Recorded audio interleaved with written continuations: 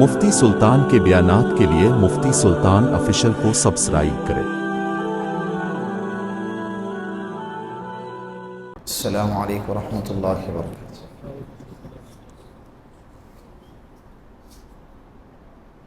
الحمد للہ نحمده ونستعینه ونستغفره ونؤمن به ونتوکل علیہ ونعوذ باللہ من شرور انفسنا ومن سیئات اعمالنا، من يهده الله فلا مضل له ومن يضلله فلا هادي له، ونشهد ان لا اله الا الله وحده لا شريك له، ونشهد ان سيدنا وسندنا وحبيبنا ومولانا محمدا عبده ورسوله، اما بعد فقد قال الله تبارك وتعالى في القرآن المجيد والفرقان الحميد، فأعوذ بالله من الشيطان الرجيم، بسم الله الرحمن الرحيم، ما كان محمد أبا أحد من رجالكم ولكن رسول الله وخاتم النبيين وكان الله بكل شيء عليما. وجاء في الحديث وقال النبي صلى الله عليه وسلم إنه سيكون في أمتي كذابون ثلاثون، وفي رواية كذابون دجالون قريبا من 30 كلهم يزعم أنه نبي وأنا خاتم النبيين لا نبي بعد. صدق اللہ المولانا العظیم۔ دیکھیں، اصل بات تو کوئی اور کرنے والے ہیں، حضرت مولانا عبدالرؤوف صاحب ندوی دامت برکاتہم العالیہ، اور الحمدللہ تشریف بھی لا چکے ہیں۔ آج کی مجلس کا جو عنوان ہے آپ سب حضرات جانتے ہیں کہ فتنہ شکیل ابن حنیف کا تعارف اور اس کا تعاقب پورے ملک ہندوستان میں، لیکن ابھی خصوصاً پونا شہر کے اندر یہ فتنہ بہت تیزی کے ساتھ عام ہوتا جا رہا ہے۔ تو اس کو روکنا ہے، اس کو ختم کرنا ہے، اس کے لیے ہمیں کیا کرنا چاہیے، کیا نہیں کرنا چاہیے، خصوصاً نوجوانوں کو بھی اس تعلق سے بیدار ہونا ضروری ہے، علماء سے تعلق اور ربط ضروری ہے، کتابوں کا مطالعہ بھی ضروری ہے۔ تو انشاءاللہ اسی عنوان پر گفتگو ہوں گی، مولانا انشاءاللہ وہ آئیں گے اور آپ کے سامنے گفتگو کریں گے۔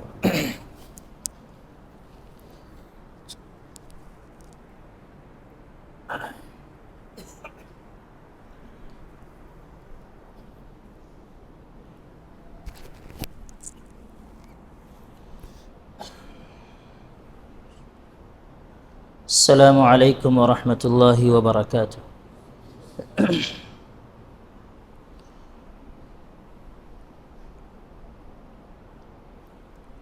الحمد للہ رب العالمین والصلاة والسلام علی سید الانبیاء والمرسلین وعلی آلہ واصحابہ اجمعین، اما بعد فاعوذ باللہ من الشیطان الرجیم، بسم اللہ الرحمن الرحیم۔ ان الذين يلحدون في آياتنا لا يخفون علينا افمن يلقى في النار خير ام من يأتي آمنا يوم القيامة اعملوا ما شئتم انه بما تعملون بصير. وقال تعالى ان الدين عند الله الإسلام ومن يبتغي غير الإسلام دينا فلن يقبل منه.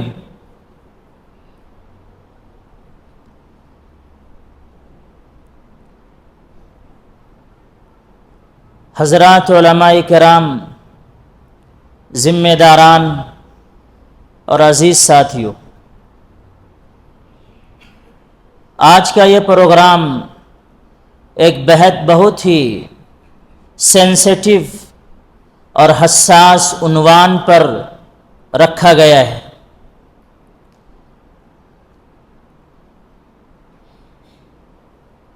آج ہی اتفاق سے طبیعت خراب ہو گئی اور میں بی پی ہماری لو ہو گئی، اور کتنی بات کر سکتا ہوں، میں کوشش کروں گا کہ مختصر وقت میں آپ کو یہ جو فتنہ ہے، فتنہ شکیلیت، اس کا تعارف آپ حضرات کو کرا سکوں اور ضروری باتیں آپ کے سامنے عرض کر سکوں۔ مجھے ایسا لگ رہا تھا کہ میں بات نہیں کر سکوں گا آج، مفتی صاحب بھی تشریف فرمائے، مفتی شاہد صاحب، انشاءاللہ وہ بھی بات کریں گے۔ میں کوشش کروں گا، بی پی لو ہوتی ہے تو چکر بھی آتا ہے نا اصل میں، لیکن یہ عنوان ہی ایسا ہے، اس لیے ضروری سمجھا ہم نے کہ جانا چاہیے اور اس موضوع پر بات کرنی چاہیے۔ ہم نے قرآن کریم کی ایک آیت آپ حضرات کے سامنے پیش کی۔ اللہ تبارک و تعالیٰ اس میں ارشاد فرماتے ہیں، جو لوگ ہماری آیتوں میں الحاد کرتے ہیں، یعنی قرآن کریم کے آیات کے غلط مطالب اور معنی بیان کر کے لوگوں کو گمراہ کرنے کی کوشش کرتے ہیں، لا یخفون علینا، ایسے لوگ ہم سے چھپ نہیں سکتے، چھپے ہوئے نہیں ہیں۔ یہ بتاؤ کہ جو شخص جہنم کی آگ میں پڑ رہا ہے، جو جہنم میں جا رہا ہے، وہ بہتر ہے یا قیامت کے دن جو شخص امن کے ساتھ آئے گا وہ بہتر ہے؟ سنو، جو چاہو کرو، لیکن جو کچھ تم کرتے ہو اللہ تعالیٰ ان تمام چیزوں سے باخبر، اسے دیکھ رہا ہے۔ ایمان آدمی کا سب سے بڑا سرمایہ ہے، اور ایک انسان اس کے لیے بڑی سے بڑی قربانی دینے کے لیے آمادہ ہو جاتا ہے۔ باطل پرست لوگ جو باطل کی پیروی کرتے ہیں، باطل پرست لوگ بھی اپنے باطل اور غلط عقائد کو لوگوں کے سامنے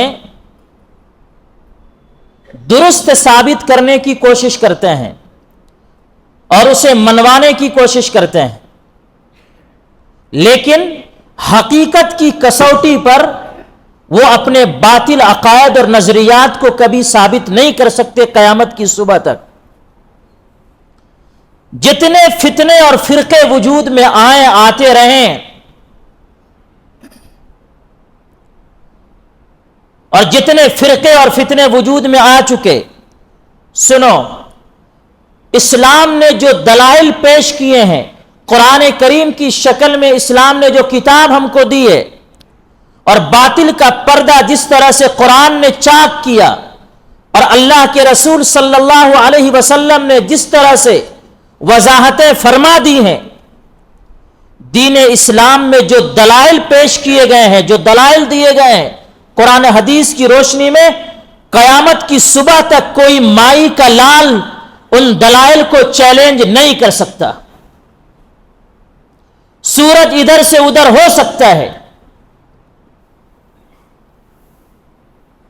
چاند کی روشنی ختم ہو سکتی، سورج کی روشنی ختم ہو سکتی، لیکن حضور پاک علیہ الصلوۃ والسلام نے اسلام کی حقانیت کے جو دلائل دیے ہیں، اور قرآن نے اسلام کی حقانیت کے جو دلائل دیے ہیں، قیامت کی صبح تک کوئی بھی آ جائے ان دلائل کو چیلنج نہیں کر سکتا۔ ایسی کتاب، ایسا اسلام، ایسا دین، ایسا مذہب، اور ان مذہب کے ایسے دلائل آپ کے ساتھ موجود ہیں۔ ہر زمانے میں فتنے وجود میں آئے، خود نبی پاک علیہ الصلوۃ والسلام کے رہتے ہوئے نبوت کا دعویٰ کر دیا گیا، حضور صلی اللہ علیہ وسلم موجود ہیں، آپ علیہ الصلوۃ والسلام کے بعد بھی مختلف فتنے وجود میں آتے گئے، لیکن اہل حق نے اس کا مقابلہ کیا، ان کا جواب دیا، دلائل پیش کیے، لوگوں کے ایمان اور اسلام کو بچایا ہے، اور کوئی ان دلائل کا جواب نہیں دے سکا۔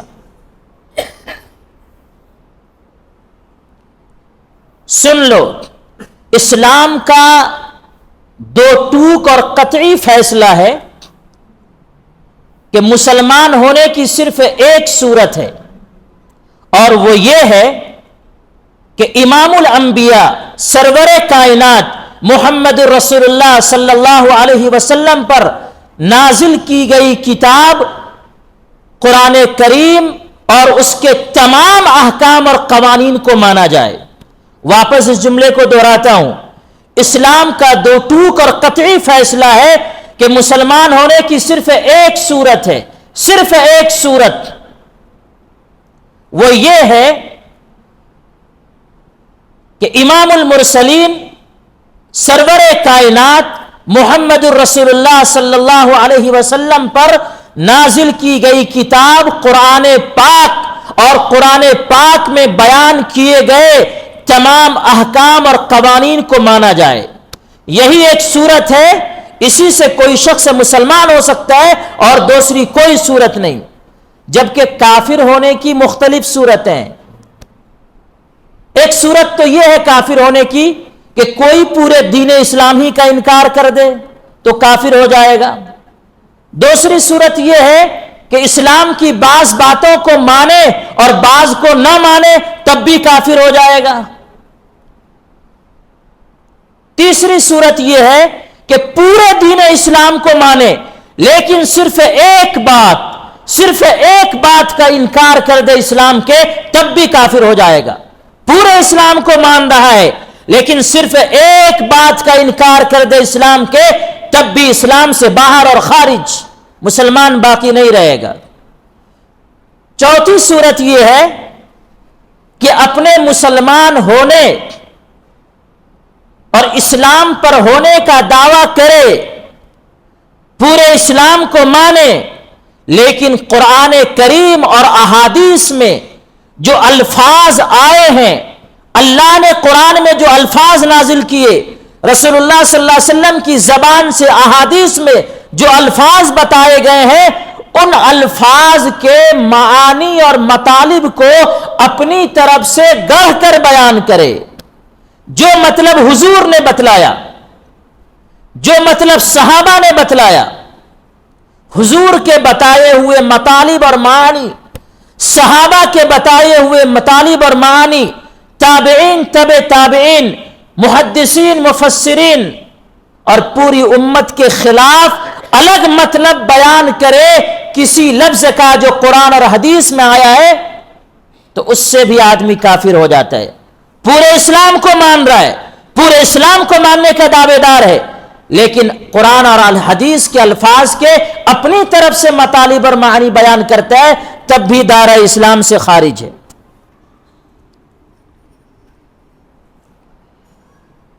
مرزا غلام احمد قادیانی اور شکیل بن حنیف، آج جس عنوان پر آج کا یہ پروگرام منعقد کیا گیا، مرزا غلام احمد قادیانی اور شکیل بن حنیف، یہ دونوں اسلام دوست نہیں بلکہ اسلام کے دشمن ہیں. اسلام کا نام لے کر اسلام کی جڑیں کھودنے کی کوشش کر رہے ہیں. یہ دونوں آستین کے سانپ ہیں. وجہ کیا ہے اس کی؟ انہوں نے، دونوں نے، مرزا غلام احمد قادیانی ہو یا شکیل بن حنیف، دونوں نے مسلمات اسلامیہ اور اسلام کے بنیادی عقائد کا انکار کیا ہے. اس لیے دونوں اسلام دشمن ہیں. اسلام کا بنیادی عقیدہ ہے کہ حضرت عیسیٰ علیہ السلام قیامت کے قریب آسمان سے نازل ہوں گے، اتریں گے.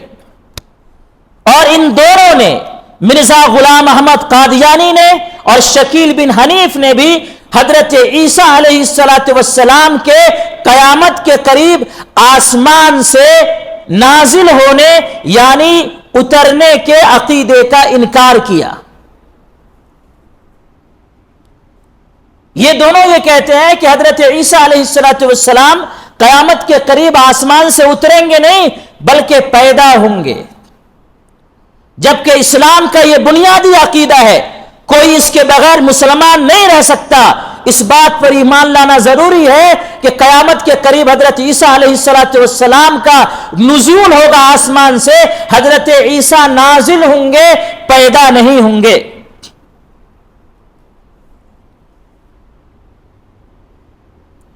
اس لیے مسلمانوں کو اس بات سے باخبر رہنا چاہیے اور اچھی طرح سے سن لینا چاہیے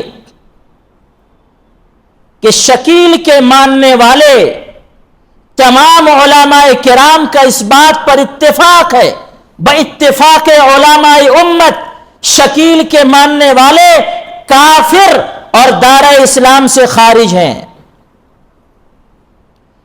چاہے وہ لاکھ کلمہ پڑھیں، 5 وقتہ نمازوں کے ساتھ ساتھ اشراق، اوابین اور تہجد کا اہتمام کریں، پاجامہ ٹخنوں سے اوپر پہنے، لمبا کرتا اور ہبا جبا پہنے، ہاتھ میں تسبیح لیے گھومیں اور سر پٹک کر اور قسمیں کھا کھا کر اپنے اسلام اور مسلمان ہونے کا دعویٰ کریں، لیکن یہ جھوٹے ہیں، یہ کافر ہیں، دائرہ اسلام سے خارج ہیں، اسلام سے ان کا کوئی تعلق نہیں ہے۔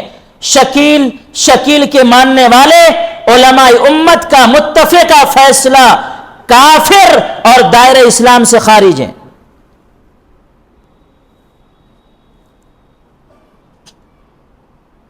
یہ تھوڑی سی تمہید تھی، اس کے بعد اب میں آپ حضرات کو اس کا تھوڑا سا انٹروڈکشن کراتا ہوں کہ یہ شکیل بن حنیف ہے کون۔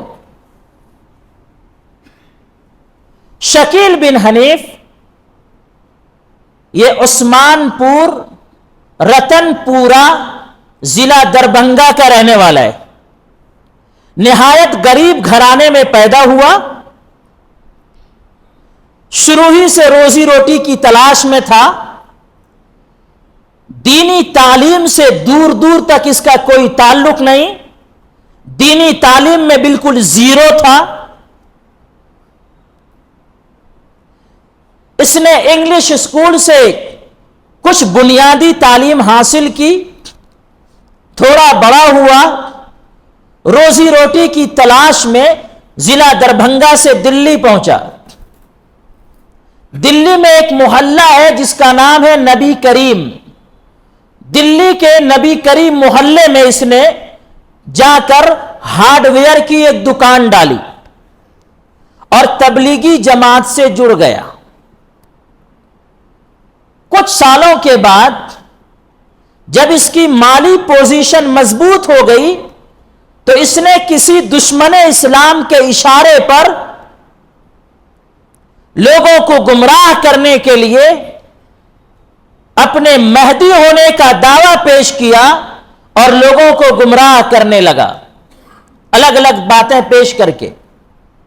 لیکن جب لوگوں کو پتا چلا کہ یہ مہدی ہونے کا دعویٰ کرتا اور پھر لوگوں کو گمراہ کر رہا ہے، باطل عقائد اور نظریات کا حامل شخص ہے، ایسا شخص مسلمان نہیں ہو سکتا، اور لوگ اس کے فتنے کا شکار ہو کر اسلام سے ہاتھ دھو رہے ہیں، دین اسلام کو چھوڑ رہے ہیں، لوگ کانپ اٹھے اور لوگوں نے اس کو وہاں سے بھگا دیا۔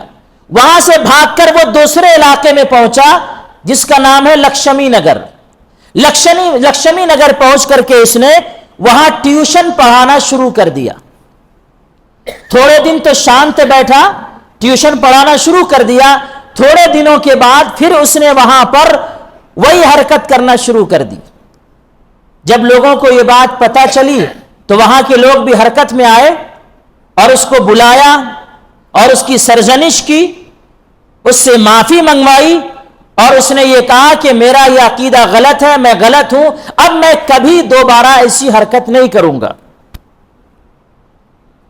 جب وہاں سے لوگوں نے اس کو بھگایا تو وہاں سے بھاگ کر یہ اورنگ آباد پہنچا، پڑے گاؤں میں ابھی آ کے پڑے لے اسٹیشن کے قریب وہاں پر ایک بستی جس کا نام مہدی نگر رکھا گیا، یہ بستی اسی نے بسائی ہے، 400 گھروں کی آبادی اس کی ہے، اور وہاں سب کے سب یہ شکیل بن حنیف کے ماننے والے۔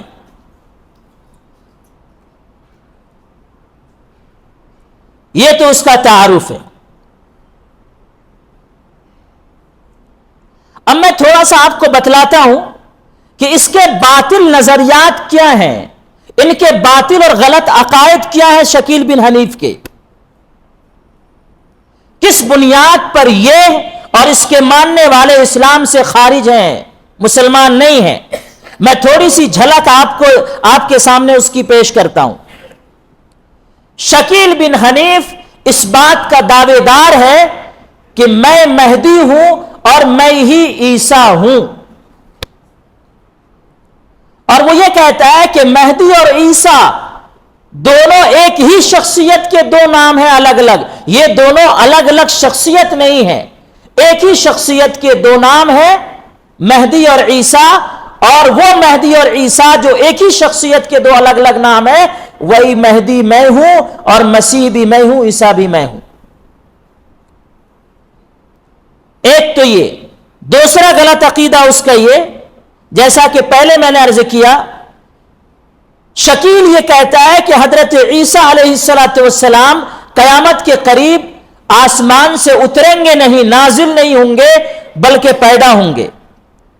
وہ یہ کہتا ہے کہ حضرت عیسیٰ علیہ السلام کے آسمان سے اترنے کی کوئی دلیل موجود نہیں ہے، لیکن میں آگے پوسٹ مارٹم کروں گا اس کا انشاءاللہ۔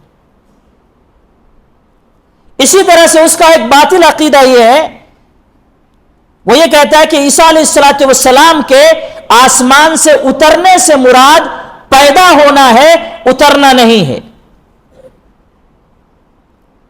اسی طرح سے شکیل یہ کہتا ہے کہ تمام علماء گمراہ ہیں، کوئی صحیح راستے پر نہیں ہے، تمام علماء گمراہ ہیں، اور حضرت مہدی، حضرت عیسیٰ، دجال، یہاں تک کہ نبی پاک علیہ السلام کے بارے میں بھی جو پیشن گوئی کی گئی، وہ تمام پیشن گوئیاں کلیئر نہیں ہیں، سب کی سب گنجلک ہیں، سب کی سب پیچیدہ ہیں۔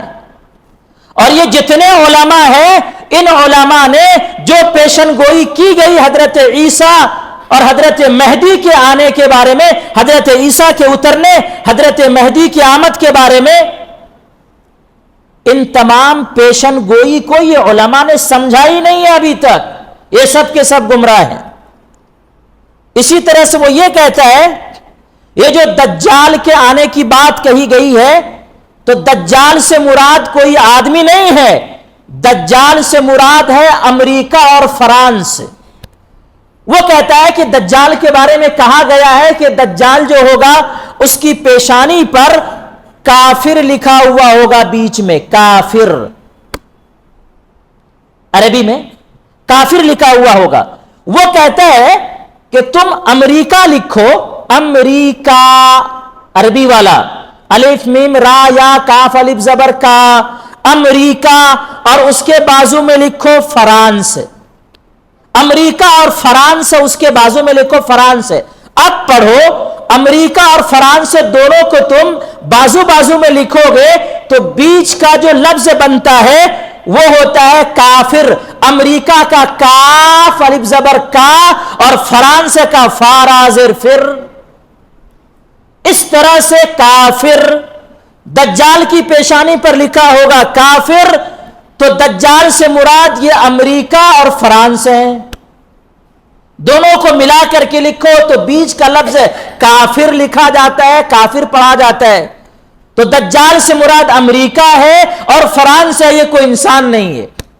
دوسرا وہ یہ کہتا ہے کہ دجال کے بارے میں جو یہ بات کہی گئی، ایک آنکھ کا کانا ہوگا، ایک ہی آنکھ اس کی ہوگی، تو اس کی آنکھ سے مراد ہے سیٹلائٹ،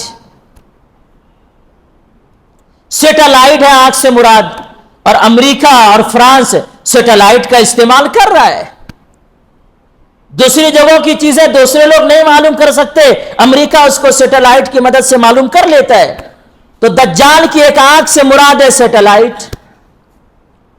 اسی طرح سے شکیل کہتا ہے کہ پیشن گوئی کا تعلق جو پیشن گوئیاں کی گئی ہے حضرت مہدی علیہ السلام اور حضرت عیسیٰ علیہ السلام کے بارے میں، دجال کے بارے میں، قیامت کے بارے میں، ان تمام پیشن گوئیوں کا تعلق علم غیب سے ہے، اور علم غیب تو صرف اللہ تعالیٰ کے پاس ہے، اور اللہ تعالیٰ علم غیب میں سے اگر کچھ بتانا چاہتا ہے تو اپنے کسی نبی کو بتلاتا ہے۔ اس لیے پیشن گوئی کا صحیح پتہ اس وقت میں چلتا ہے جب وہ پیشن گوئی ثابت ہو رہی ہو، صادر ہو رہی ہو۔ اس سے پہلے اس کا پتہ نہیں چلتا. اور وہ یہ بھی کہتا ہے شکیل کہ تمام پیشن گوئیوں کا پورا ہونا یہ کوئی ضروری نہیں ہے. یہ تو شکیل کے باطل عقائد اور نظریات ہیں. آپ کو بات سمجھ میں آ رہی ہے کیا؟ میں سمجھانے کی کوشش آپ کو کر رہا ہوں. باطل عقائد اور نظریات یہ شکیل کے ہیں. آپ سمجھ گئے شکیل کے باطل عقائد اور نظریات کیا ہیں؟ اب آئیے، یہ جو کہتا ہے کہ میں ہی مہدی ہوں، تو آپ سمجھتے ہیں اس کو قرآن و حدیث کی روشنی میں. شکیل جو کہتا ہے کہ میں مہدی ہوں، تو کیا وہ اپنے اس دعوے میں سچا ہے؟ اور جھوٹا ہے تو کیوں اپنے دعوے میں سچا نہیں ہے؟ میں حضرت مہدی کا تھوڑا سا تعارف کراؤں گا احادیث کی روشنی میں، اور پھر ہم کمپیئر کریں گے اس کو شکیل بن حنیف سے، اور اس کا پوسٹ مارٹم کریں گے انہی احادیث کی روشنی میں. حضرت مہدی علیہ السلام کے بارے میں احادیث میں جو باتیں بیان کی گئی ہے، جو تفصیل آئی ہے، مختصر یہ ہے کہ حضرت مہدی علیہ السلام اس وقت تشریف لائیں گے جب دنیا میں ظلم و ستم عام ہوگا، ہر طرف سفاکی ہوگی، ظلم ہوگا، انصاف باقی نہیں رہے گا، خون خرابہ ہوگا، حالات اتنے خراب ہوں گے کہ لوگ بالکل مایوس ہو چکے ہوں گے کہ اب دنیا کا نظام تباہ و برباد ہو جائے گا. ایسا ظلم پوری دنیا میں عام ہوگا، لوگ بالکل مایوس ہو چکے ہوں گے، حالات کے سدھرنے کی کوئی امید نظر نہیں آ رہی ہوگی لوگوں کو. ایسے مایوس کن حالات میں، ظلم کے دور میں، حضرت مہدی علیہ السلام ایک نئی امید بن کر تشریف لائیں گے، ظلم کا خاتمہ کریں گے، انصاف کو دنیا میں قائم کریں گے، اور اس امت کے لیے انٹرنیشنل طور پر سربلندی کا ذریعہ ثابت ہوں گے. احادیث میں حضرت مہدی علیہ السلام کے بارے میں نصارہ سے یعنی کرسچنز سے زبردست مقابلے کی تفصیل بیان کی گئی ہے. اور حضرت مہدی علیہ السلام کبھی بھی یہ دعویٰ نہیں کریں گے کہ میں مہدی، میں امت کا مسیحا ہوں. کبھی بھی حضرت مہدی علیہ السلام یہ دعویٰ نہیں کریں گے. جبکہ یہ شکیل بن حنیف 1991 سے اپنے مہدی ہونے کا دعویٰ کر رہا ہے کہ میں مہدی ہوں، میں مہدی ہوں. حضرت مہدی علیہ السلام مہدی ہونے کا دعویٰ کبھی نہیں کریں گے. میں تھوڑا ڈیٹیل میں اس پر آؤں گا، میں تھوڑی سی حدیث آپ کے سامنے پیش کرتا ہوں. اس کے بعد شکیل کا دعویٰ یہ ہے کہ وہ مہدی ہے، اور اس کا یہ دعویٰ ایسا ہی جھوٹا ہے جیسا اس سے پہلے مرزا غلام احمد یاد قادیانی اور دیگر جھوٹے دعوے دار پیدا ہوئے ہیں. جیسے ان کے دعوے جھوٹے تھے، شکیل کے مہدی ہونے کا دعویٰ بھی مرزا غلام احمد قادیانی اور دوسرے جھوٹے مدعیان نبوت اور مدعیان مہدویت کا رہ چکا ہے. حدیث میں حضرت مہدی علیہ السلام کی جو علامتیں ذکر کی گئی ہیں، ان میں سے کوئی علامت شکیل بن حنیف کے اندر نہیں پائی جاتی، وہ اس سے خالی ہے. احادیث میں حضرت مہدی علیہ السلام کی جو علامتیں بتلائی گئی ہیں، میں ان میں سے چند علامتیں آپ کے سامنے پیش کرتا ہوں. ابو داؤد شریف کی روایت ہے، ابو داؤد شریف جلد نمبر 2 صفحہ number 579، page number 589، volume number 2، ابو داؤد شریف. حضرت مہدی کے بارے میں وَيَعْمَلُ فِي النَّاسِ بِسُنَّةِ نَبِيِّهِمْ صلی اللہ علیہ وسلم وَيُلْقِ الْإِسْلَامُ بِجِرَانِهِ فِي الْأَرْضِ فَيَلْبَثُ 7 سِنِينَ ثُمَّ يُتَوَفَّى وَيُصَلِّي عَلَيْهِ الْمُسْلِمُونَ. ابو داؤد وॉल्यूम नंबर 2 पेज नंबर 589। हजरत मेहदी के बारे में यह रिवायत है कि हजरत मेहदी अलैहिस्सलातु वस्सलाम लोगों में रसूलुल्लाह सल्लल्लाहु अलैहि वसल्लम की सुन्नत को जारी करेंगे और इस्लाम अपनी गर्दन जमीन पर डाल देगा, यानी इस्लाम पूरी दुनिया में फैल जाएगा। और हजरत मेहदी 7 साल तक जिंदा रहेंगे, फिर उसके बाद उनकी वफात होगी और मुसलमान उनकी नमाज जनाजा पढ़ेंगे, उनको दफन करेंगे। ये अलामात इस हदीस के अंदर बताई गई हैं। 4 अलामतें। एक तो यह कि हजरत मेहदी लोगों में रसूलुल्लाह सल्लल्लाहु अलैहि वसल्लम की सुन्नत को जारी करेंगे, हुजूर की हदीस को जारी करेंगे। लेकिन शकील बिन हनीफ ये हुजूर सल्लल्लाहु अलैहि वसल्लम की अहादीस में तावीलें करता है और हदीस के अल्फाज के गलत मतालिब और मानी बयान करता है।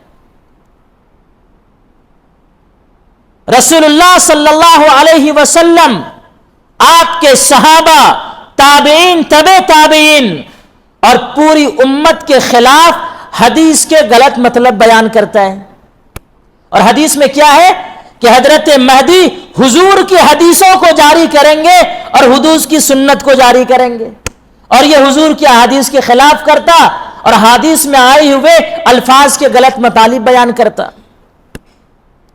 दूसरी बात इस हदीस के अंदर यह बताई गई, इस्लाम पूरी दुनिया में, इस्लाम का परचम बुलंद होगा, पूरी दुनिया में इस्लाम फैल जाएगा। पूरी दुनिया में इस्लाम फैला हुआ है क्या अभी? जबकि शकील के दौर में गलबा कुफ्र का है। तीसरी चीज यह बताई गई हदीस के अंदर कि हजरत मेहदी ज़ुहूर के बाद 7 साल तक जिंदा रहेंगे। बाज रिवायतों के अंदर 9 साल का जिक्र है। जिन रिवायतों में 9 साल का जिक्र है, उन रिवायतों में 2 साल ये हजरत ईसा अलैहिस्सलातु वस्सलाम के नाजिल होने के बाद के हैं। हजरत मेहदी जाहिर होने के बाद पैदा तो होंगे, जाहिर होने के बाद कि ये मेहदी है, 7 साल या 9 साल जिंदा रहेंगे और उसके बाद उनकी वफात हो जाएगी। और ये शकील बिन हलीफ नालायक इसके महदवियत का दावा करने के आज 27 साल हो रहे हैं। अगर ये अपने महदवियत के दावे में सच्चा है तो इसको तो 7 या 9 साल के बाद मर जाना चाहिए था। 27 साल तक जिंदा है, तो ये इसके झूठे होने की अपने महदवियत के दावे में जबरदस्त पहचान और बड़ी दलील है। सही हदीस में है हजरत मेहदी सिर्फ 7 या 9 साल जिंदा रहेंगे और ये दावेदार होने के बाद अभी 27 साल से जिंदा छे, पड़े गांव में पड़े ले अभी। फिर उसके बाद उनकी वफात होगी तो उसको मर जाना चाहिए था ना, तो 27 साल तक कैसे जिंदा रहा? तो इसके झूठा होने की जबरदस्त पहचान है।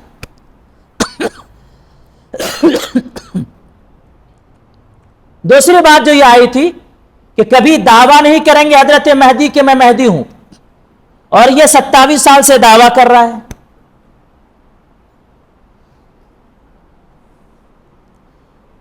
दूसरे हदीस में तिरमिजी शरीफ की रिवायत है, अल्लाह के रसूल सल्लल्लाहु अलैहि वसल्लम ने फरमाया, तिरमिजी शरीफ जिल्द नंबर 2, बाबू मा जाअ फिल मेहदी, मेहदी के आने के बयान का चैप्टर, तिरमिजी शरीफ जिल्द नंबर 2।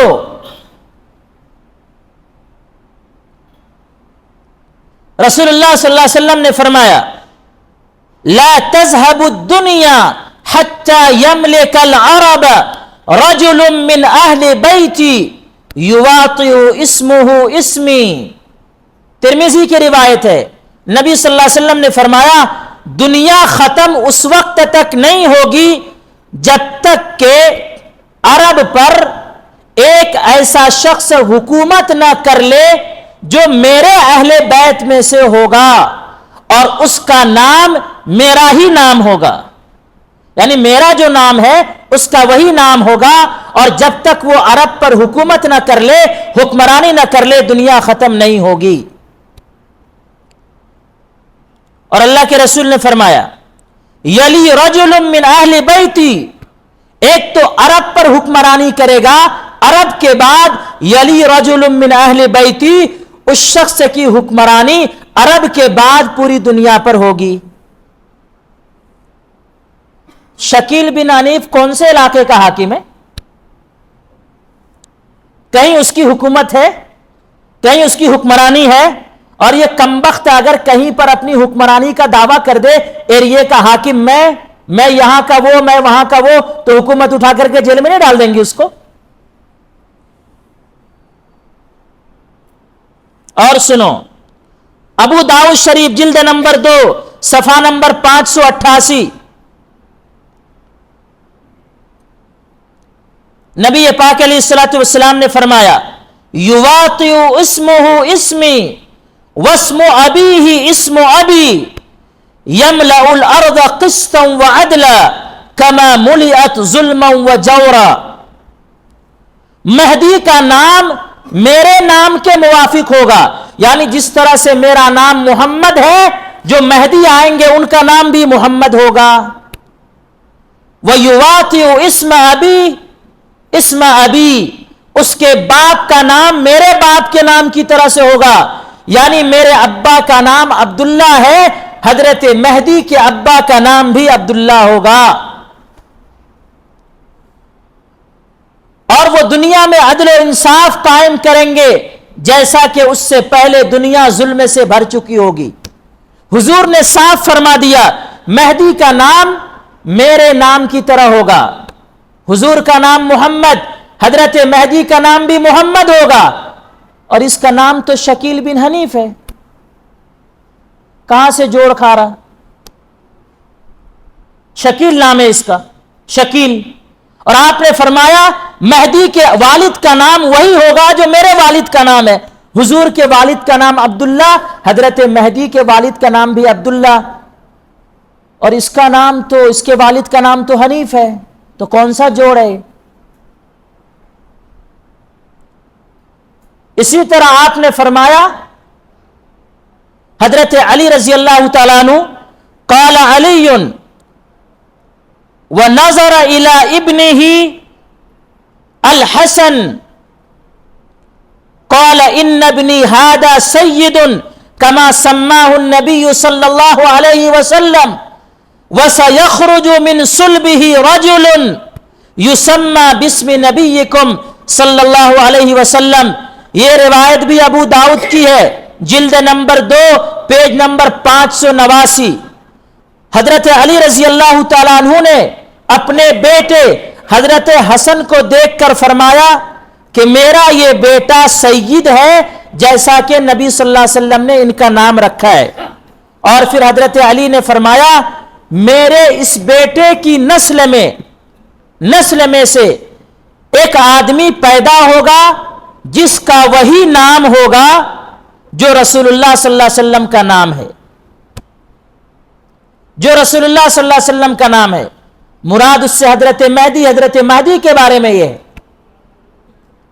تو حضرت مہدی یہ حضرت فاطمہ رضی اللہ تعالیٰ عنہ کی اولاد سے ہوں گے، حضرت حسن کے نسب سے ہوں گے، اور پیدا ہوں گے مدینہ میں،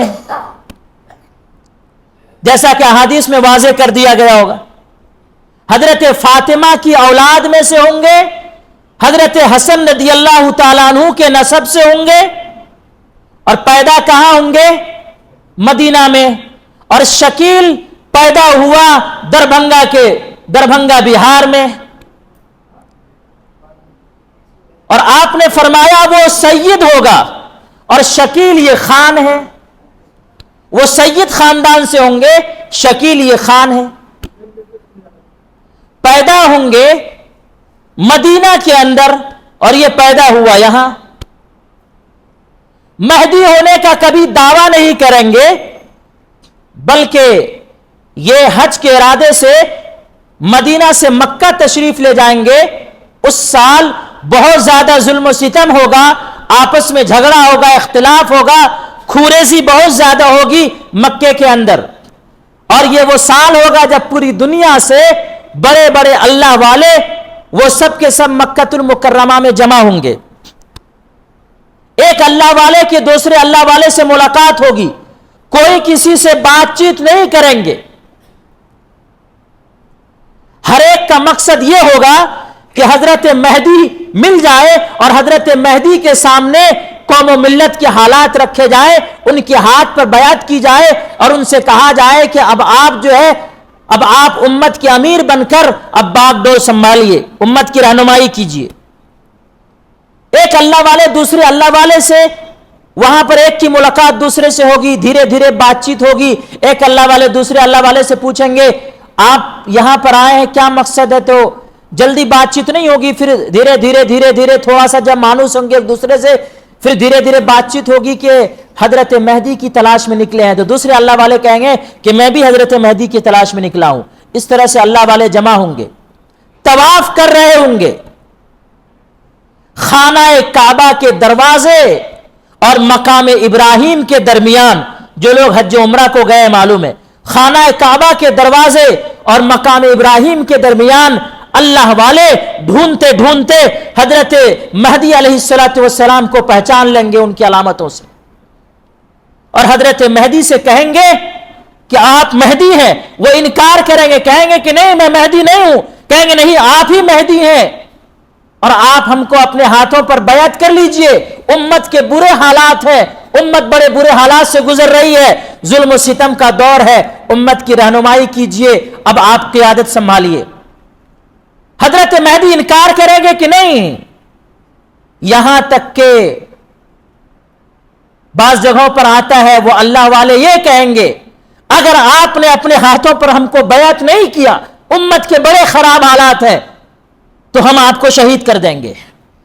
ایسے حالات اس وقت کے ہوں گے جب یہ بات ہوگی، حضرت امام مہدی ان اللہ والوں کو اپنے ہاتھوں پر بیعت کر لیں گے، اس کے بعد قیادت سنبھالیں گے، پھر بہرحال اور واقعہ جو حدیث کی روشنی میں ہے، پھر اس کے بعد جنگ ہوگی مختلف جگہوں پر، تو لوگ بیعت کریں گے حضرت مہدی سے مقام ابراہیم اور بیت اللہ کے دروازے کے درمیان، اور اس نے لوگوں سے بیعت لینا شروع کیا، نبی کریم محلہ دلی میں، دوسری بیعت لکشمی نگر میں، تیسری جگہ اس نے اپنے بیعت کا سینٹر بنایا پڑے گاؤں اورنگ آباد کو۔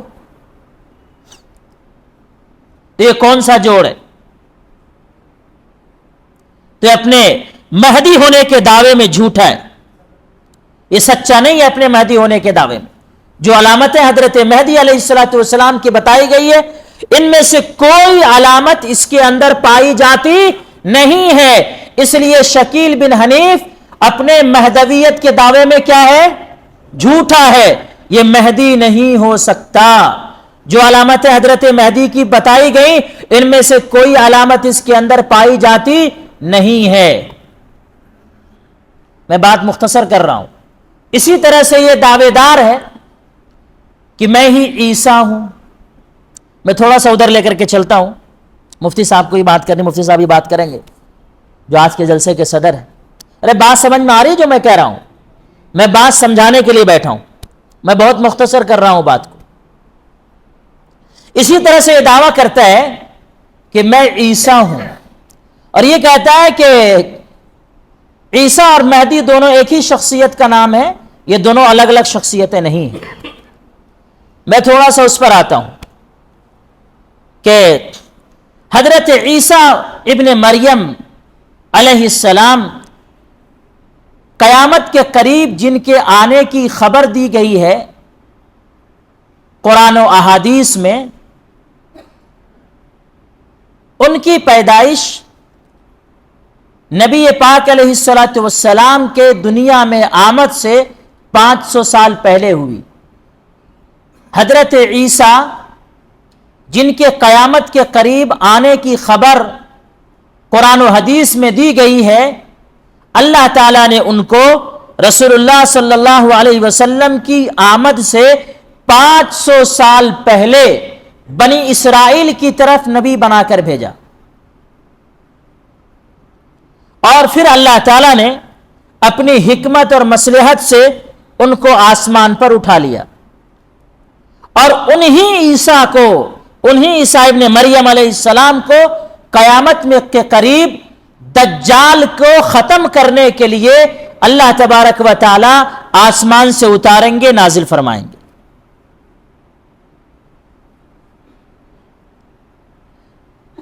یہ جو کہتا ہے شکیل بن حنیف کہ حضرت عیسیٰ علیہ السلام آسمان سے اتریں گے نہیں بلکہ پیدا ہوں گے، تو میں پیدا ہو گیا ہوں، میں عیسیٰ ہوں۔ اور وہ یہ کہتا ہے کہ صحائح ستہ یعنی حدیث کی جو 6 صحیح ترین کتابیں ہیں، بخاری، مسلم، ابو داؤد، ابن ماجہ، سنن نسائی وغیرہ وغیرہ، یہ جو 6 کتابیں حدیثوں کی ہیں جن کو صحائح ستہ کہا جاتا ہے، صحائح ستہ میں حضرت عیسیٰ علیہ السلام کے اترنے کے بارے میں کوئی دلیل موجود نہیں ہے۔ تو آؤ ذرا اس کا بھی آپریشن کر دوں۔ صحائح ستہ چھوڑو، قرآن کریم میں اللہ تبارک و تعالی نے اس کو بیان فرمایا۔ اللہ نے فرمایا وَقَوْلِهِمْ إِنَّا قَتَلْنَا الْمَسِيحَ عِيسَى ابْنَ مَرْيَمَ رَسُولَ اللَّهِ وَمَا قَتَلُوهُ وَمَا صَلَبُوهُ وَلَكِنْ شُبِّهَ لَهُمْ وَإِنَّ الَّذِينَ اخْتَلَفُوا فِيهِ لَفِي شَكٍّ مِّنْهُ۔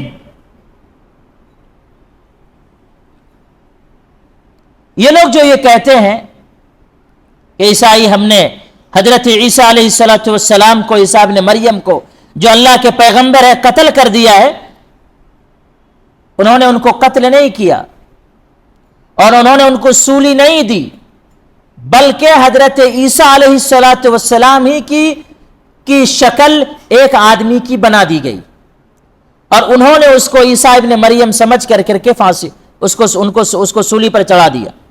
اللہ کہتے ہیں جو لوگ ان باتوں میں اختلاف کرتے ہیں وہ بڑے شک میں پڑے ہوئے ہیں، ان کو اس بات کا کوئی علم نہیں ہے، وہ صرف اٹکل پچو کے پیچھے پڑے ہوئے ہیں، حقیقت سے اس کا کوئی تعلق نہیں۔ ایک تو بات یہ، اور اللہ نے آگے فرمایا بر رفعہ اللہ الیہ وکان اللہ عزیزا حکیما، انہوں نے ان کو سولی نہیں دی بلکہ اللہ نے اس کو اٹھا لیا آسمان پر اپنی حکمت سے۔ اللہ زبردست ہے اور اللہ تعالی حکمت والا ہے۔ سوال یہ پیدا ہوتا ہے کہ حضرت عیسیٰ علیہ السلام آسمان سے کب آئیں گے؟ تو اس کا جواب بھی قرآن نے دے دیا، اور اس کی ترجمانی خود نبی پاک علیہ السلام نے حدیث میں ارشاد فرمائی۔ شکیل کیا کہتا ہے کہ صحائح ستہ میں یعنی حدیث کی جو 6 صحیح ترین کتابیں ہیں، ان کتابوں میں سے کسی کتاب میں حضرت عیسیٰ علیہ السلام کے نازل ہونے کی کوئی دلیل موجود نہیں ہے۔ تو اب آؤ تھوڑا اس کا آپریشن کرتا ہوں جو بولتا ہے صحائح ستہ میں کہیں موجود نہیں۔ بخاری کی روایت ہے، امام بخاری نے چیپٹر قائم کیا، اس چیپٹر کا نام رکھا باب نزول عیسی ابن مریم علیہ السلام، حضرت عیسیٰ علیہ السلام کے نازل ہونے کا باب، یعنی وہ چیپٹر جس میں حضرت عیسیٰ علیہ السلام کے نازل ہونے کے بارے میں بتایا گیا۔ امام بخاری نے چیپٹر قائم کیا، اس چیپٹر کا نام ہی ہے باب نزول عیسیٰ، حضرت عیسیٰ کے نازل ہونے کا چیپٹر، جس چیپٹر میں حضرت عیسیٰ کے نازل ہونے کی بات کہی گئی۔ میں مختصر ترجمہ اس کا پیش کرتا ہوں۔ بخاری شریف باب نزول عیسی ابن مریم، حدیث نمبر 3332 بخاری شریف میں رسول اللہ صلی اللہ علیہ وسلم نے اس حدیث میں قسم کھا کر ارشاد فرمایا، قسم ہے اس ذات کی جس کے قبضے میں میری جان ہے کہ تم میں عیسیٰ ابن مریم علیہ السلام انصاف کرنے والے حاکم بن کر ضرور بالضرور نازل ہوں گے، اتریں گے، صلیب کو توڑیں گے جو سولی کا نشان ہے، خنزیر کو قتل کریں گے، ٹیکس اور جزیے کو بند کریں گے، اور لوگوں میں اس قدر مال تقسیم کریں گے کہ لینے والا کوئی نہیں رہے گا۔ اور اس وقت میں جو ایک سجدہ کرے گا اس سجدے کی قیمت اتنی ہوگی کہ ایک سجدہ دنیا اور دنیا کی تمام چیزوں سے بہتر ہوگا۔ یہ کہتا ہے سیاہ ستہ میں کہیں حضرت عیسیٰ کے نازل ہونے کی دلیل موجود نہیں ہے، تو بخاری شریف کون سے اس میں ہے؟ سیاہ ستہ میں نہیں ہے کیا؟ سب سے پہلے نام تو سیاہ ستہ میں بخاری کا آتا، بخاری شریف کا ہی آتا ہے سب سے پہلے، سب سے صحیح ترین کتاب بخاری شریف کتاب اللہ کے بعد، اور یہ کہتا ہے کہ سیاہ ستہ میں کہیں پر بھی حضرت عیسیٰ علیہ السلام کے اترنے اور نازل ہونے کی بات نہیں کہی گئی۔ تو سیاہ ستہ پڑھا اس نے، ایسا لگتا ہے کیا؟ معلوم بھی ہے کہ سیاہ ستہ میں یہ بات کہی گئی۔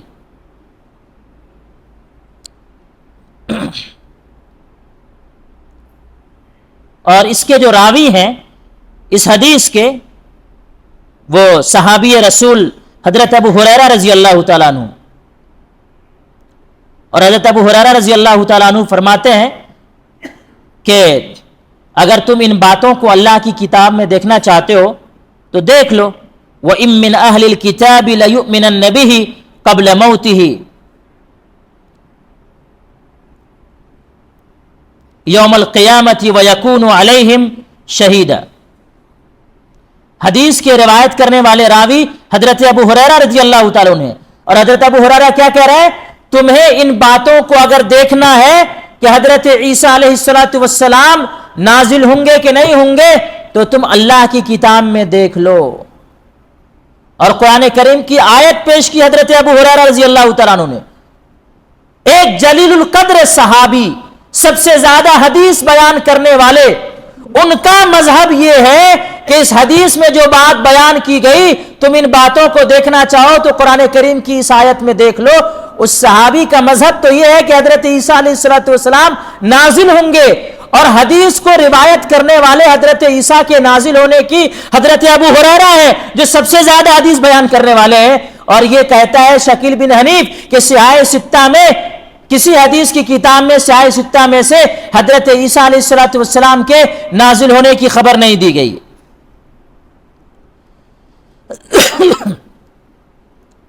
اور اسی طرح سے حضرت عیسیٰ علیہ السلام کے بارے میں جو اور بھی باتیں حدیث کے اندر بیان کی گئی ہیں، وہ جو یہ کہتا ہے کہ حضرت عیسیٰ علیہ السلام پیدا ہوں گے، حضرت عیسیٰ علیہ السلام نازل نہیں ہوں گے۔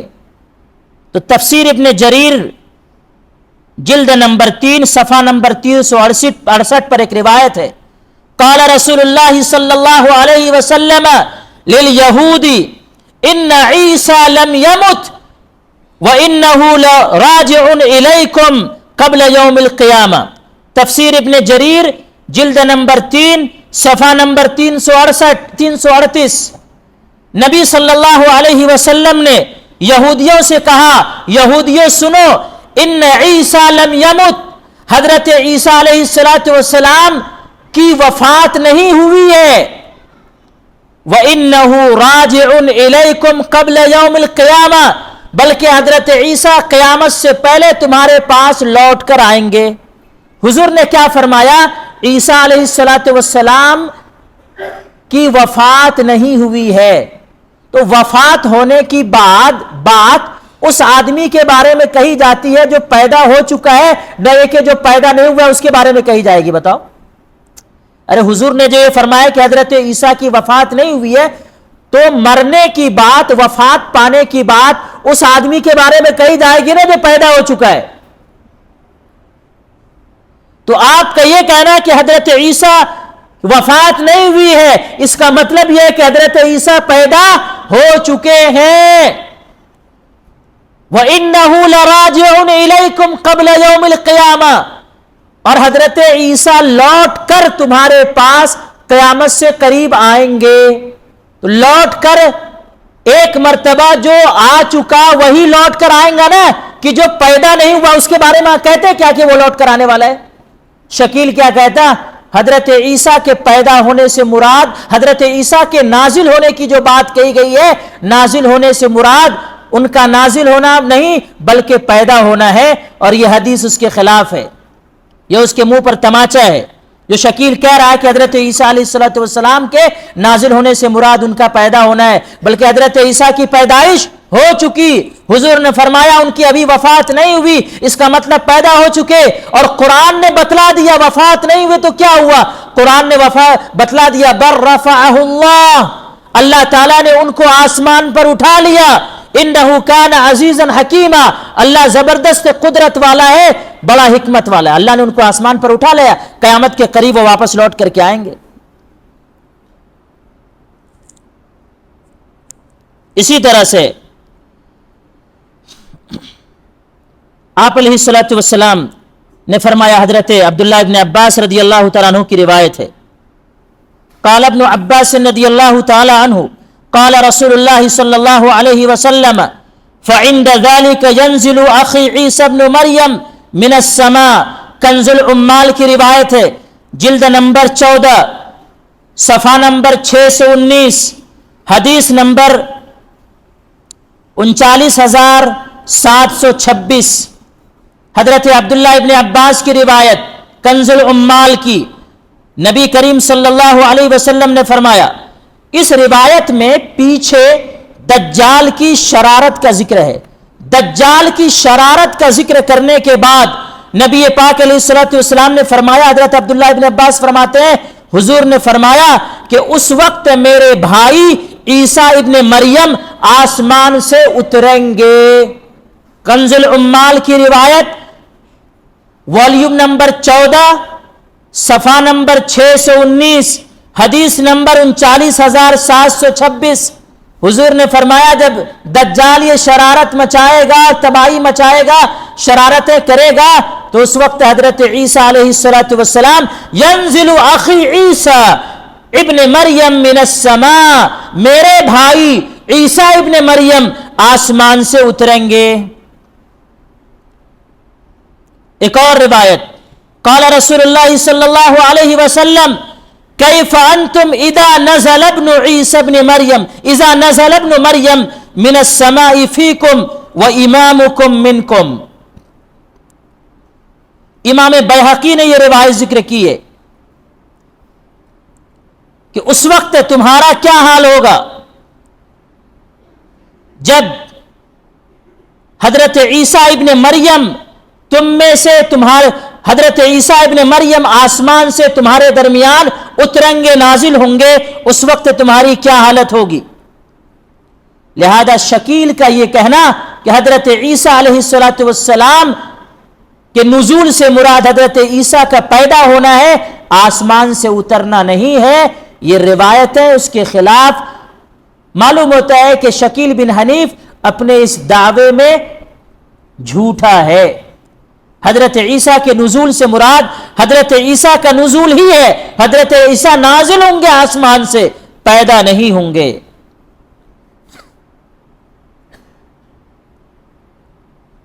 بہرحال اور بھی دوسری بہت ساری روایات ہیں حضرت عیسیٰ علیہ السلام کے بارے میں. ایک یہ کہ حضرت عیسیٰ علیہ السلام وہ اتریں گے جبکہ حضرت مہدی علیہ السلام دمشق کی جامع مسجد میں امامت کریں گے، اور حضرت عیسیٰ علیہ السلام کا نزول ہوگا اور سیڑھی لگا کر کے ان کو اتارا جائے گا. وقت ہو رہا ہے اس لیے میں اپنی بات ختم کرنا چاہ رہا ہوں، مفتی صاحب بات کریں گے انشاءاللہ، میری طبیعت پہ نہیں ٹھیک. تو سیڑھی لگا کر کے حضرت عیسیٰ علیہ السلام کو اتارا جائے گا، حضرت مہدی اس وقت موجود ہوں گے.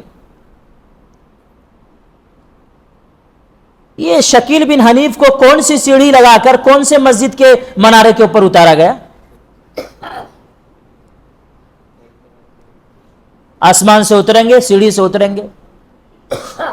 دوسری بات حدیث کے اندر یہ بتائی گئی کہ حضرت مہدی جب حضرت عیسیٰ کا نزول ہوگا دمشق کی جامع مسجد پر سیڑھی لگا کر کے نیچے اتارا جائے گا. حضرت مہدی یہ کہیں گے, حضرت مہدی کی گفتگو ہوگی حضرت عیسیٰ کے ساتھ. حضرت مہدی یہ کہیں گے کہ آج سے آپ ہی امام ہیں, آپ امامت کیجئے. حضرت عیسیٰ کہیں گے کہ نہیں, آپ امامت کیجئے. تو شکیل جو یہ کہتا ہے کہ مہدی اور حضرت عیسیٰ دونوں ایک ہی شخصیت ہے, تو کون بات کر رہا ہے؟ جنات.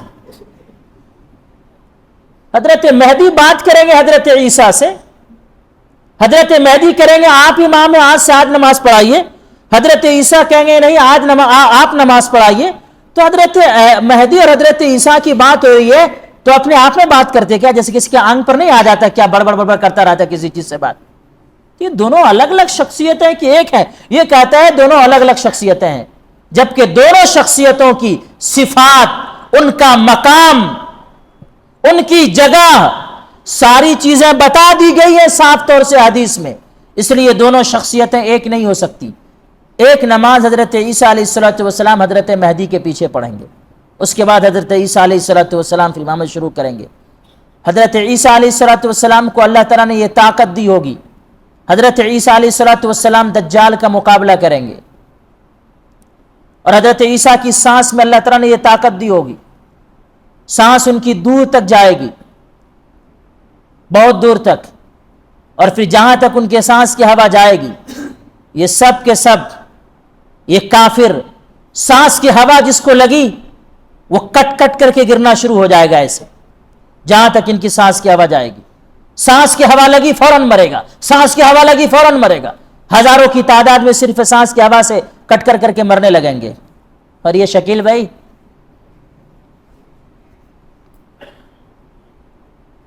اور باب لط پر جو اسرائیل میں ایک جگہ ہے جہاں اسرائیل کا سب سے یہ اہم ایئرپورٹ مانا جاتا ہے, سیکورٹی سے سب سے زیادہ لیس, اس کو انگلش میں لوڈ کہا جاتا ہے, LOD, لوڈ. اسی کو عربک میں لد کہا گیا حدیث میں. باب لد پر جا کر حضرت عیسیٰ علیہ السلام دجال کو قتل کریں گے اپنے ہاتھوں سے. باب لد پر یہ تمام نشانیاں اور علامتیں بتا دی گئی ہیں. حضرت عیسیٰ علیہ السلام کی حضرت عیسیٰ الگ شخصیت, حضرت مہدی الگ شخصیت, اور دونوں کی صفات کا تذکرہ کر دیا گیا ہے قرآن و حدیث میں.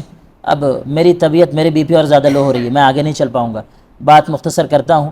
تو یہ دونوں الگ الگ شخصیتیں ہیں اور دونوں کی صفات کا تذکرہ کر دیا گیا ہے. اس کا یہ کہنا شکیل بن حنیف کا میں مہدی, میں ہی عیسیٰ, یہ اپنے دعوی مہدویت میں, مسیحیت میں جھوٹا ہے, اور باجماع امت یہ اور اس کے ماننے والے کافر اور دائرہ اسلام سے خارج ہیں. اللہ تعالیٰ پوری امت کی حفاظت فرمائے اس فتنے سے. جہاں بھی آپ حضرات کو چوکنا رہنا چاہیے, ہر علاقے میں یہ فتنہ پھیل رہا ہے, جہاں مسلم آبادی ہے زیادہ تعداد میں بھی, وہاں پر بھی یہ گھس کر کے فتنہ پھیلانے کی کوشش کرتا ہے, اور پہلے لوگوں سے بڑے اچھے انداز سے ملتا ہے. آپ اس کو چائے پلانا چاہو گے تو نہیں پیے گا, پوچھے گا حلال ہے کیا, ایسا ٹخنے سے اوپر پاجامہ پہنے گا, جالی دار ٹوپی پہنے گا, تسبیح ہاتھ میں ہوگی, آپ کی چائے نہیں پیے گا, آپ کو اپنے گھر پر لے کر کے جائے گا, نہیں باہر کی چیزیں نہیں کھانے پینے کا, شبہ والی رہتی, تو اپنے گھر پہ آپ کو جا کے کھانا کھلائے گا, پلائے گا. ایسے تقوی پرہیزگاری کا یہ ظاہری طور پر یہ جو مظاہرہ کرتے ہیں, ایسا لگتا ہے کہ اس سے بڑا ولی اللہ اور اس سے زیادہ متقی کوئی نہیں ہے. اس سے بڑا لوگوں کو اس طرح سے پھنساتے ہیں اور غلط نظریات کو لوگوں کے سامنے پیش کرتے ہیں اور یہ دلیلیں دیتے ہیں. مجھے امید ہے کہ میں نے جو باتیں آپ حضرات کے سامنے بیان کی ہیں, اگر ان باتوں کو ذہن میں رکھا جائے تو انشاءاللہ کبھی آپ ان فتنوں کا شکار نہیں ہوں گے اور دندان شکر ان کا جواب دیں گے. کچھ سوالات ہیں آپ ان سے کیجئے نا. سب سے پہلے تو یہ کر لیجئے, چند باتیں اس سے پوچھو نا.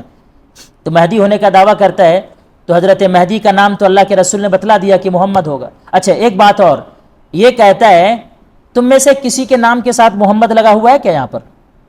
کیا نام ہے آپ کا؟ محمد جاوید. یہ کہتا ہے کہ محمد نام جو لگایا گیا نا, وہ نام میرے نام میں ایک ایک ایک ایک پارٹ جو ہے وہ محمد بھی ہے, محمد شکیل بن حنیف, تو ایک پارٹ محمد بھی ہے میرے نام کا. تو کیا جس کے نام کے ساتھ کوئی پارٹ محمد لگ جائے گا تو ہی مہدی ہو جائے گا؟ تو جاوید بھائی کا نام محمد جاوید ہے تو بولیں گے میں مہدی ہوں؟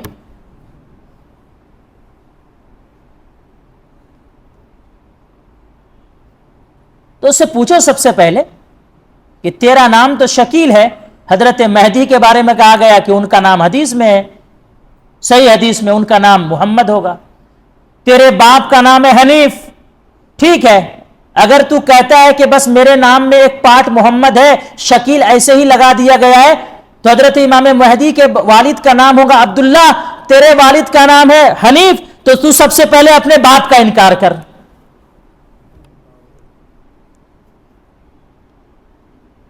تو تیرے باپ کا نام تو حنیف ہے، ان کا نام عبداللہ، وہ پیدا ہوں گے مدینہ میں، تو پیدا ہو گیا دربھنگا بہار میں۔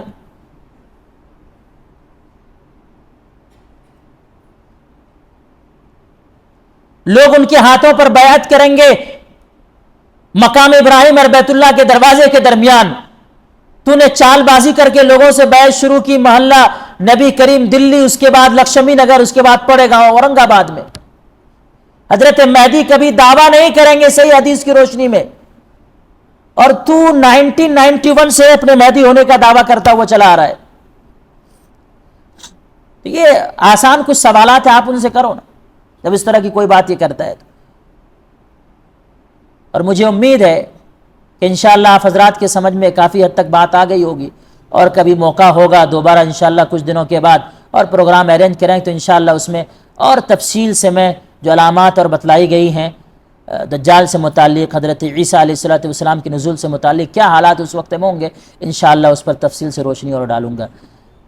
اللہ پاک سب کو عمل کی توفیق عطا فرمائے، اور اس فتنے سے اللہ تبارک و تعالی ہر قسم کے فتنے سے اللہ محفوظ فرمائے، امت کے اعمال کی، ایمان کی اللہ تبارک و تعالی حفاظت فرمائے۔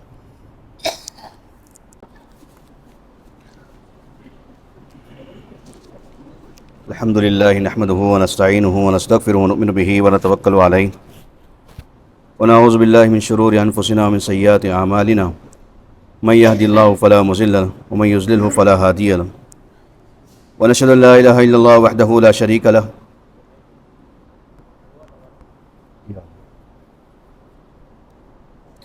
ونشهد أن سيدنا مولانا محمدا عبده ورسوله اعوذ باللہ من الشیطان الرجیم بسم اللہ الرحمن الرحیم اليوم اکملت لکم دینکم واتممت علیکم نعمتی ورضیت لکم الاسلام دینا۔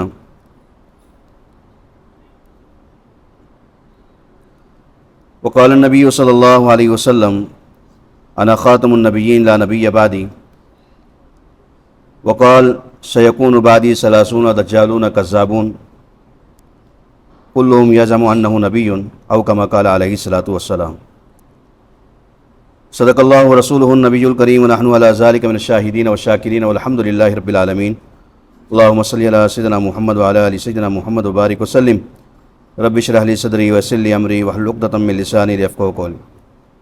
میرے محترم بزرگ دوستوں، ماشاءاللہ مولانا نے گھنٹہ سوا گھنٹہ تفصیل سے ہمارے سامنے شکیلیت کا جو فتنہ اس وقت میں پورے ملک میں، خاص طور سے ہمارے پونہ شہر میں پنپ رہا ہے، بڑھ رہا ہے، بہت ہی تفصیل کے ساتھ میں ساری باتیں واضح کر دی۔ اب کوئی مزید بات کرنے کی ضرورت محسوس نہیں کرتا، لیکن 2-3 باتیں ہیں اس کا سمجھنا اور اس کا تذکرہ کرنا میں سمجھتا ہوں کہ ضروری ہے۔ ایک تو یہ ہے دین کامل و مکمل ہو چکا ہے، جو آیت مبارکہ آپ کے سامنے پڑھی گئی ہے۔ قرآن مجید میں اللہ تبارک و تعالیٰ فرماتے ہیں الیوم اکملت لکم دینکم، اے مسلمانوں آج ہم نے تمہارا دین تمہارے لیے کامل و مکمل کر دی۔ واتممت علیکم نعمتی، اور تم پر ہماری ساری نعمتیں مکمل کر دی۔ ورضیت لکم الاسلام دینا، اور قیامت تک کے لیے مذہب اسلام کو تمہارے لیے پسندیدہ مذہب قرار دی۔ اس سے یہ پتہ چلتا ہے، ہمارا آپ جانتے ہیں کہ بارہ سنتے ہیں کہ یہ آیت جب نازل ہوئی، ایک یہودی نے سیدنا عمر فاروق رضی اللہ عنہ سے پوچھا، بات کہی تھی کہ یہ آیت اگر ہم یہودیوں پر نازل ہوتی تو ہم اس کو کیا کرتے، عید کا دن بنا لیتے۔ اور عمر فاروق رضی اللہ عنہ نے فرمایا کہ میں اچھی طریقے سے جانتا ہوں کہ یہ آیت کب نازل ہوئی، کس دن نازل ہوئی اور کس مقام پر نازل ہوئی۔ آپ نے فرمایا کہ یہ آیت جو ہے جمعے کے دن اور مقام عرفہ میں، عرفہ کے دن جو اللہ تبارک و تعالیٰ نے نازل فرمایا، یعنی اس آیت کو اتارنے کے لیے، اس کو نازل کرنے کے لیے بھی اللہ تبارک و تعالیٰ نے دن اور مقام کا بھی انتخاب فرمایا، آپ علیہ الصلوۃ والسلام۔ چونکہ اس آیت میں ایک بڑی بشارت تھی، ایک بڑا پیغام تھا، ایک بڑا میسج تھا کہ دین کامل و مکمل ہو چکا ہے، اب کسی اور نبی کی یا کسی اور شخص کے آنے کی ضرورت نہیں، اور یہ ہمارا آپ کا عقیدہ ہے کہ دین جو ہے جناب محمد مصطفیٰ صلی اللہ علیہ وسلم پر مکمل ہو چکا ہے، کامل اور مکمل ہو چکا ہے، اور اب کسی اور نبی کے آنے کی ضرورت نہیں ہے۔ جو حدیث آپ کے سامنے پڑھی گئی ہے، انا خاتم النبیین لا نبی بعدی، کہ میں نبیوں کے سلسلے کو ختم کرنے والا ہوں، میرے بعد کوئی نبی نہیں آئے گا۔ قرآن احادیث میں علماء نے قریباً 100 آیتیں اور 200 سے زیادہ احادیث اس پر موجود ہے کہ آپ علیہ الصلوۃ والسلام پر سلسلہ نبوت ختم ہو چکا۔ جو سلسلہ سیدنا آدم علیہ الصلوۃ والسلام سے چلا اور جناب محمد مصطفیٰ صلی اللہ علیہ وسلم پر آ کر رک گیا، اس درمیان میں کم و بیش سوالات انبیاء علیہ الصلوۃ والسلام اس دنیا میں تشریف لائے، ہر نبی نے اپنے دور میں ہدایت کو عام و تام کیا، لیکن یہ سلسلہ آ کر جناب محمد مصطفیٰ صلی اللہ علیہ وسلم پر ختم ہو گیا۔ اب کوئی نبی آئے گا نہیں۔ آپ نے مثالوں کے ذریعے اس کو سمجھانے کی کوشش کی کہ کسی شخص نے ایک عمدہ مکان تعمیر کیا جس کی اینٹیں جو سونے کی ہیں، اور صرف ایک اینٹ جو ہے اس میں باقی رکھ دی، لگنی باقی رہ گئی۔ لوگ جو ہے اس مکان کے ارد گرد گھومتے ہیں، دیکھتے ہیں اور کہتے ہیں کہ کیا ہی عمدہ مکان، کیا اچھا ہوتا کہ یہ ایک اینٹ بھی جو یہاں پر رکھ دی جاتی۔ آپ نے فرمایا وہ جو مکان ہے وہ انبیاء علیہ الصلوۃ والسلام ہے، اس کی جو اینٹیں ہیں وہ انبیاء علیہ الصلوۃ والسلام ہیں، اور وہ ایک اینٹ کی جگہ جو خالی رہ گئی تھی وہ میں ہوں، جو رکھ دی گئی ہے، اب کسی اور مزید اینٹ کی رکھنے کی یا لگانے کی گنجائش باقی نہیں رہی۔ اب اگر کوئی آدمی، جیسے مسجد مکمل ہو گئی ہے، اس میں کوئی اینٹ لگانا چاہے تو کیا یہ لگا سکتا ہے؟ اس کو جو ایکسٹرا رکھنا پڑے گا۔ اب وہ خوشنما نظر نہیں آئے گی، وہ بدنما نظر آئے گی۔ بالکل یہی مثال جو ہے آپ علیہ الصلوۃ والسلام نے سمجھانے کے لیے کہ نبوت جو ہے، سلسلہ نبوت ختم ہو چکی ہے، اس کی آخری اینٹ میں تھی، میں تھا اور مجھے رکھ دیا گیا، اب مزید اس عمارت میں کسی اور اینٹ کے رکھنے کی کوئی گنجائش نہیں ہے۔ کوئی اگر رکھے گا تو یہ عمارت جو ہے خوشنما نہیں نظر آئے گی، بدنما ہو جائے گی۔ بالکل یہی حال جتنے نبوت کے دعوے دار ہے، گویا کہ وہ کیا کر رہے ہیں، ایک ایک اینٹ جو ہے عمارت سے الگ رکھتے چلے جا رہے ہیں اور بدنمائی کو بڑھاتے چلے جا رہے ہیں۔ پھر آپ نے جو امت کو سمجھانے کے لیے کہا کہ سلسلے نبوت تو مجھ پہ ختم ہو چکا ہے، لیکن میرے بعد جو ہے 30 جھوٹے نبوت کے دعوے دار پیدا ہوں گے اور سب دجال ہوں گے۔ دجال سے اشارہ دے دیا کہ دجال جو ہے، لفظ دجال سے اشارہ دے دیا آپ علیہ الصلوۃ والسلام نے کہ دجال جو ہے کتنا ماہر ہوگا، جتنے مکار ہو سکتے ہیں دنیا میں، ان سارے مکاروں کو اگر جمع کر دیا جائے تو اس کی جو اگر شبیہ بنتی ہے تو دجال کی بنتی ہے، کیونکہ دجال کو اتنی مکاریاں دی جائے گی، اتنی طاقت، اتنا پاور دیا جائے گا کہ اچھے اچھے لوگوں کے جو ہے ہوش اڑ جائیں گے۔ تو جتنے نبوت کے دعوے دار ہوتے ہیں وہ ایسی مکاریاں کرتے ہیں۔ قرآن حدیث کے اندر مولانا نے بتایا، ملحد کہتے ہیں کہ قرآن حدیث کے مطالب کو، جو مطلب اس کا مفہوم جو ہے اللہ اس کے رسول نے، صحابہ نے، تابعین نے، تبع تابعین نے بتایا ہے، اس سے ہٹ کر کوئی نیا مطلب بتانا جو قابل قبول نہیں۔ یہ جو لوگ جتنے آئیں گے یہ سب کیا کریں گے، اسی طریقے کے دعوے کریں گے، اور جب دعوے پر ان کو دلیل مانگی جائے گی تو یہی قرآن حدیث کو پڑھ کر ہمارے سامنے پیش کریں گے۔ یہ دجال ہوں گے، جھوٹے ہوں گے، کیونکہ ان کا جو مطلب یہ بتا رہے ہیں یہ نہ صحابہ سے ثابت، نہ نبی علیہ الصلوۃ والسلام سے ثابت، نہ صحابہ سے ثابت، نہ تابعین سے ثابت، نہ تبع تابعین سے ثابت۔ یہ نئی بات لے کر آئیں، باتیں احادیث تو وہی ہوگی لیکن مطلب اپنا پیش کریں گے۔ اس کو سمجھنے کی ضرورت ہے۔ ایک اور بات سمجھنے کی ضرورت ہے کہ یہ 30 جھوٹے دعوے دار جو امت کے اندر آئے ہیں، ان کو دروازہ کس نے فراہم کیا، چور دروازہ کس نے دیا ان کو، اور کیسے دیا ان کو چور دروازہ دیا ہے شیعہ حضرات۔ اس کو سمجھیے، یہ جو سلسلے امام ہے، 12 امام جو کہے جاتے ہیں، ان کو چور دروازہ جو ہے، یہ جتنے آئے مسلم کذاب سے لے کر اس کے بعد جو ہے ہمارے ملک قادیانی اور موجودہ حالات میں شکیل بن حنیف وغیرہ، ان سب کو دعویٰ اور دلیل اور اس پر مسالہ جو دیا ہے وہ شیعوں نے دیا ہے۔ کیسے دیا ہے آپ دیکھیں گے، جناب محمد مصطفیٰ صلی اللہ علیہ وسلم کی زندگی میں، سیدنا ابوبکر صدیق رضی اللہ عنہ کی زندگی میں، سیدنا عمر فاروق رضی اللہ عنہ کی زندگی میں کوئی نظریاتی اختلاف نہیں، ساری امت ایک عقیدے پر، اور سب کے اندر ایمانی قوت اس تیزی کے ساتھ میں تھی کہ گویا کہ پوری دنیا فتح ہو رہی ہے۔ اب یہود جو ہے، جو ہمیشہ سے مسلمانوں کے سب سے زیادہ دشمن رہے، پکے دشمن، ہر وقت جو ہے دشمنی نبھانے والے، انہیں یہ چیز ہضم نہیں ہو پا رہی، کیسے جو ہے اسلام کی رفتار کو روکا جائے۔ ہم نے سنا بارہ سیدنا عمر فاروق رضی اللہ عنہ کو اس قدر جو فتوحات نصیب کی اللہ تبارک و تعالیٰ نے کہ آدھی دنیا پر 15 لاکھ مربع سے زیادہ جو ہے حکومت قائم تھی۔ اس کو روکا کیسے جائے، اس پر بریک کیسے لگایا جائے، تو ایک نظریہ جو ہے امت میں لایا گیا۔ وہ کیا تھا کہ خلافت کا جو مسئلہ ہے، آپ علیہ الصلوۃ والسلام کے بعد میں خلافت کی حقدار جو ہے وہ سیدنا حضرت ابوبکر صدیق رضی اللہ عنہ نہیں بلکہ حضرت علی رضی اللہ عنہ۔ اور اس پر کیا دلیل دی گئی کہ چونکہ حضرت علی رضی اللہ عنہ آپ علیہ الصلوۃ والسلام کے داماد ہیں اور آپ کے قریبی ہیں اور بے شمار فضائل ان کے آئے ہیں، اس لیے حقدار وہ ہے۔ یہ جو دلیل دی شروع میں سننے والوں کو سادہ معلوم ہوئی، خوشنما معلوم ہوئی، لیکن دھیرے دھیرے جو ہے اس کو بڑھاتے ہوئے خلافت کے مسئلے سے آگے اس کو جو ہے آگے نبوت تک اور نبوت سے آگے اس کو لے جائے گا۔ بہرحال یہ دعویٰ امت میں آیا، کس نے لایا؟ یہودیوں نے لایا، عبداللہ ابن سبا ان کے ساتھیوں نے لایا، اور یہ بحث شروع ہو گئی صحابہ کے دور میں اس پر۔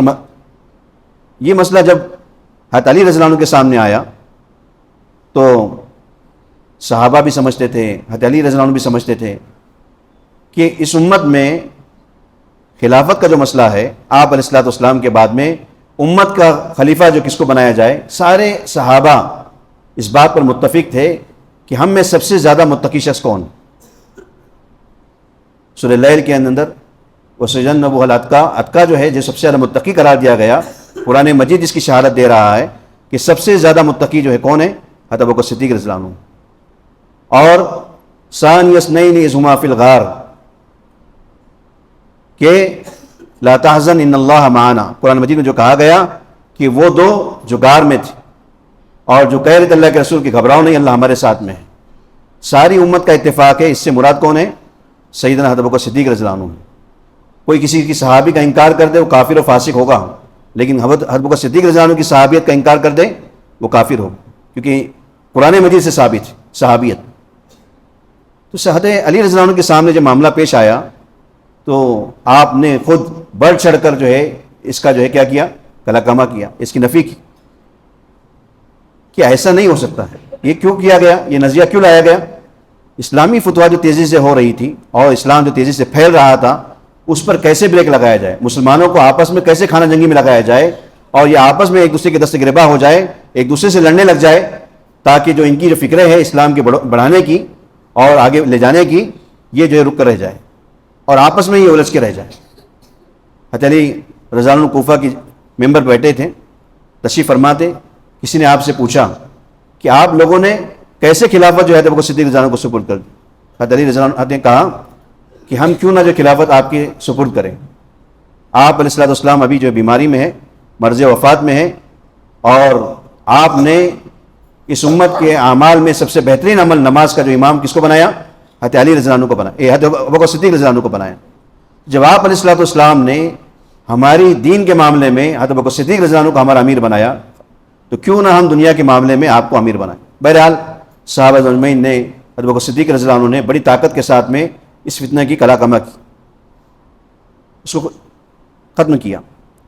لیکن یہ سلسلہ بڑھا، ایک سے بعد جو گمراہی آتی ہے تو ایک کے بعد دوسری، دوسری کے بعد تیسری، چوتھی، اور پھر انہی شیعہ حضرات نے مسئلہ امامت سے بڑھ کر آگے مسئلہ امامت کو لایا، مسئلہ خلافت سے آگے مسئلہ امامت کو لایا۔ یہ مسئلہ امامت کیا ہے؟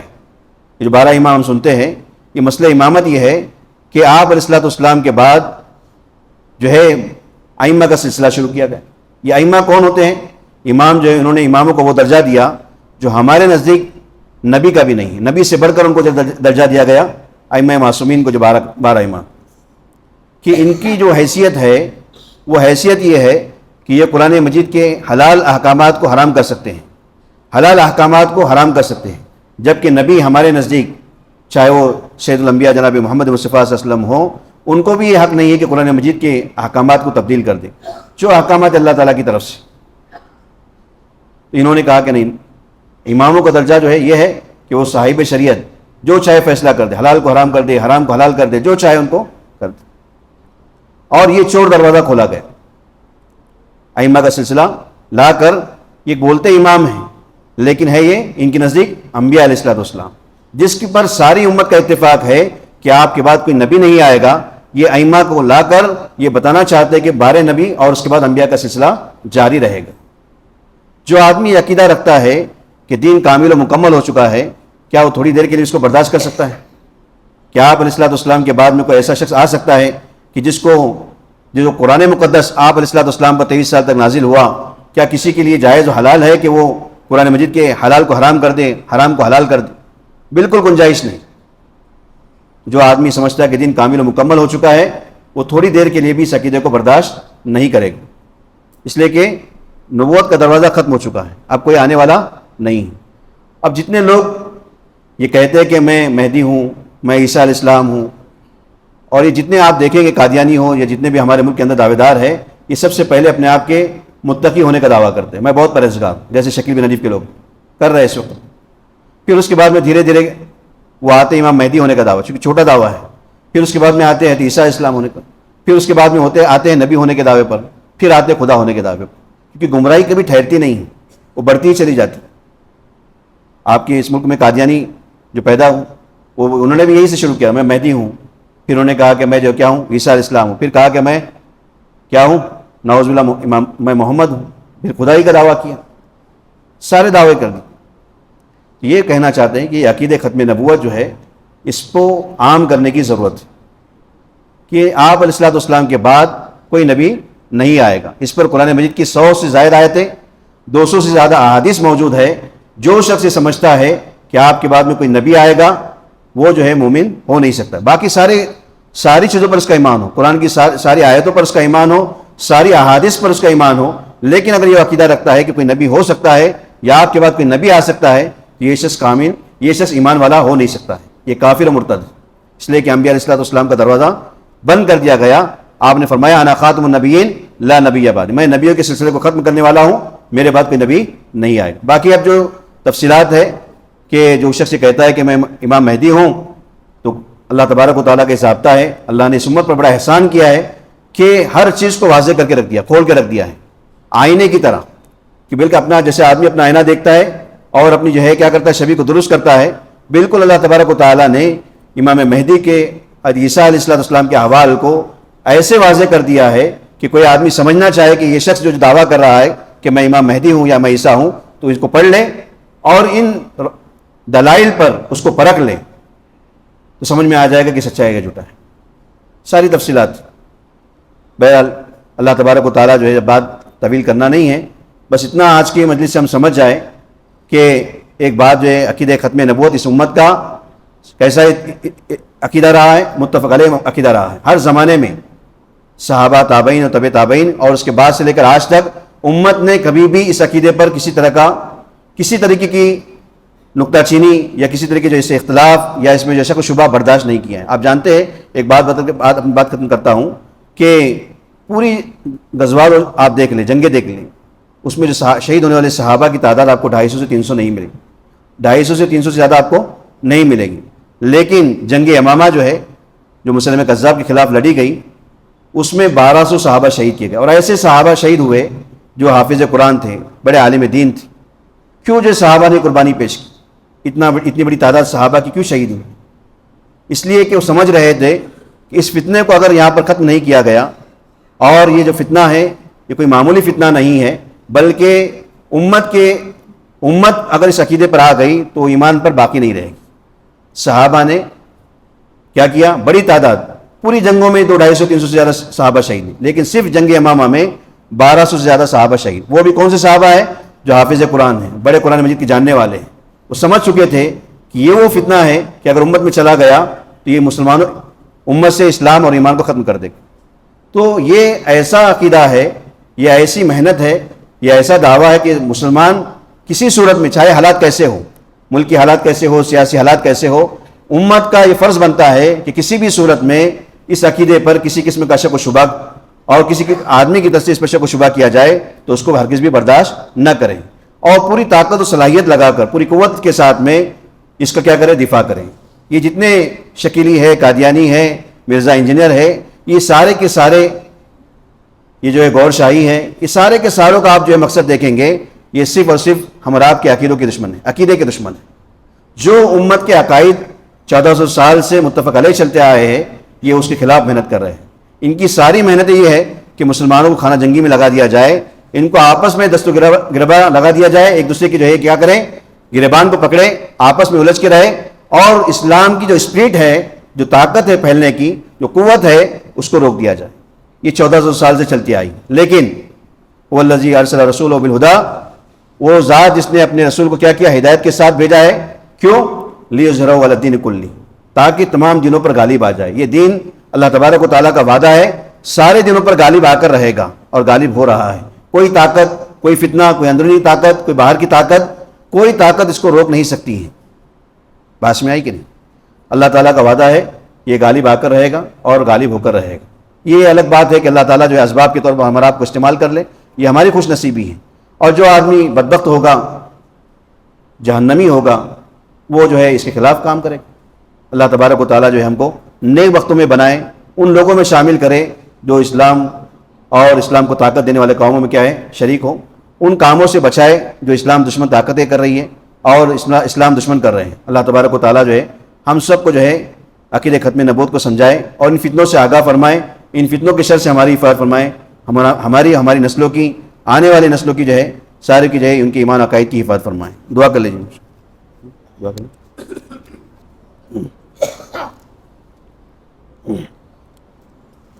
السلام علیکم ورحمۃ اللہ۔ الحمدللہ اتنی باتیں آنا ضروری تھی، آج کے مجلس میں آپ حضرات کی خدمت میں آ چکی۔ سب سے پہلے تو میں آپ حضرات کی خدمت میں ایک بات عرض کرنا ضروری سمجھ رہا ہوں کہ یہ پروگرام رکھنے کی وجہ کیا ہے۔ اس طرح سے شاہی صاحب سے پہلے مولانا عبدالرؤف صاحب نے جو اپنے بیان میں کہا کہ سامنے والا جو فرقہ ہے، جو فتنہ ہے، اس عنوان پر نوجوانوں کو ورگلاتا ہے۔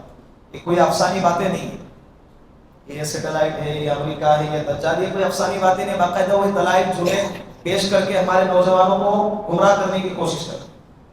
ہمارے نوجوانوں کو چوکنا رہنے کی ضرورت ہے۔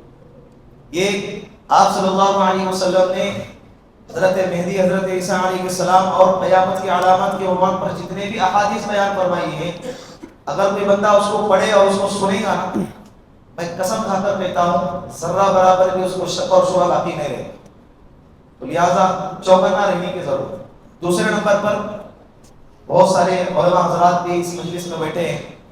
میں عوام سے، نوجوانوں سے کہتا ہوں، وبا کے دور میں جس طرح سے حکیموں اور طبیبوں سے دوری یہ جان لیوا ثابت ہوتی ہے نا، اسی طرح فتنوں کے دور میں علماء سے دوری یہ ایمان لیوا ثابت ہوتی ہے۔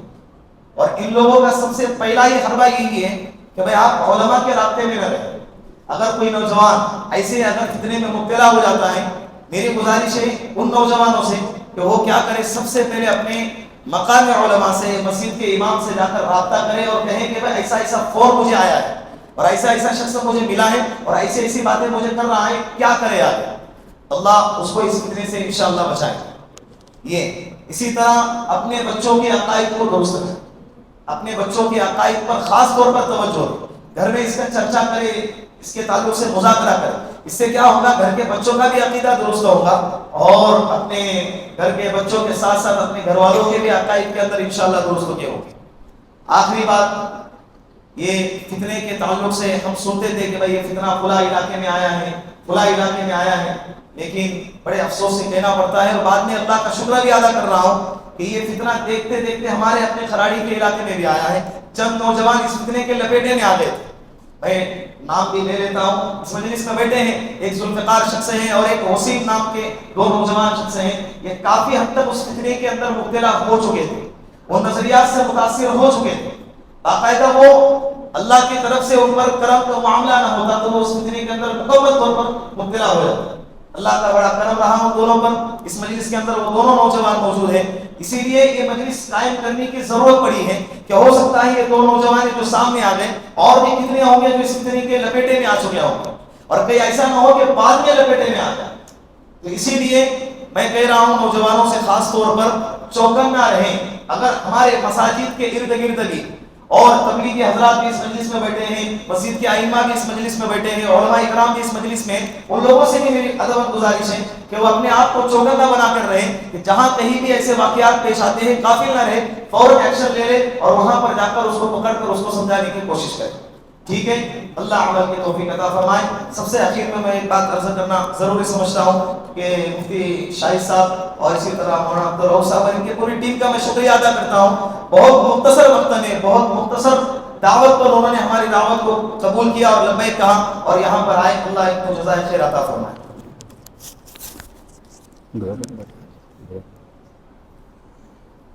جتنے بھی علماء کرام حفاظ کرام ہیں دعا کے بعد جمع ہوتا ہے.